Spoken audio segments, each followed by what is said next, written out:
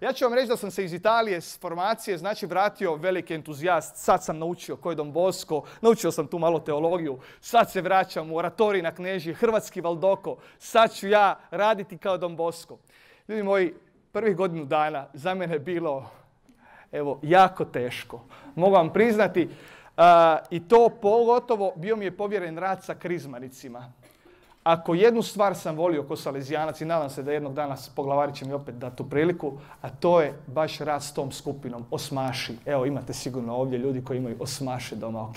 To je ta, dobro, 7. i 8. razred, tu smo negdje, ok? Još nije srednjoškolaca, već 100 stvari u glavi, u srcu, kaosu. To je meni bila najbolja praksa u mom životu, rada s mladima, ljudi moji. Evo, ti osmaši su me naučili, na početku sam krenuo, ja ću sad preventivni sustav staviti u praksu, pokazati im šta znači biti dobar salezijanac i zapravo fulao sam u svemu šta ja vjerujem i vi često fulate, a to je pravila, a to su zakoni, a to je ne smiješ ovo, jer tako je najjednostavnije uspostaviti red. Ja sam imao kaos u dvorani, imao sam 150 krizmanika, ne smijete ovo, ako napravite ovo, bit će ovo. Ljudi moji, i to je bilo negdje sve, to je bio vrhunac. Na ljeto ja ih vodim na postire, njih 50 na ljetovanje, znači osmaša. Show! Ok? I sjećam se, bila je jedna grupica momaka koji su postali jako bliski sa mnom, ali evo, tad još smo se malo bili na tenzijama. Oni su išli testirati do kud ide moja ljubaznost i moje strpljenje koje sam naučio od Don Bosca. Dobro. Tu grupicu ja sam nekih tjedan dana pratio cijelo vrijeme.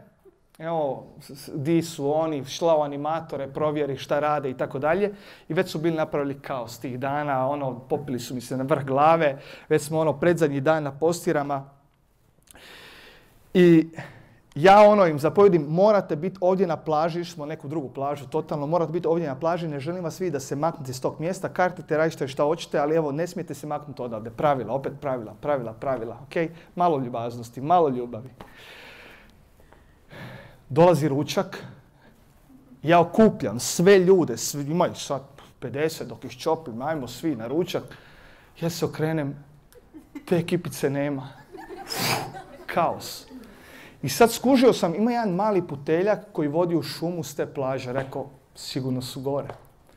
Ja krenem tim puteljkom, to je dosta živo mi je ostalo sjećanje. Uglavnom, ja vidim te momčiće, frajere, huligane, kako uzimaju ogromno kamenje i bacaju na jednu vilu koja stoji ispod i pokušavaju razbiti prozor i panele staklene za sunčanu energiju, ok? Ljudi moji, ja u životu nisam ispao tako iz takta. Evo, nikome u životu nije izbacio toliko iz takta. Znači, ja sam divljao, ja sam urlao na njih i sjećam se, oni mi se dan danas smiju zbog te rečenice, pretvorit ćete me u životinju. To sam im rekao, ok? Ljudi, tad sam naučio da sve ono što je bila teorija u Italiji, u Torinu, i Don Boscov preventivni sustav temeljen na vjeri, na razumu, na poseban način na ljubaznosti, da tek trebam početi učiti. Evo, oni su me negdje učili poniznosti. Davide, polako. Uči prije svega ljubiti nas. I znate šta, stvarno, to sam iskusio, mislim, s mladima. Kada oni skontaju da ih voliš. Danas mi smo pajdaši, mi smo super. I to najbolji sam se bio s tima koji su me razvalili, koji su me uništili su me, ok? Ali evo, tu me baš Gospodin negdje na poseban način dao mi je prilike da radim na sebi i da ta ljubaznost koju sam naučio o teoriji postane negdje, evo, život.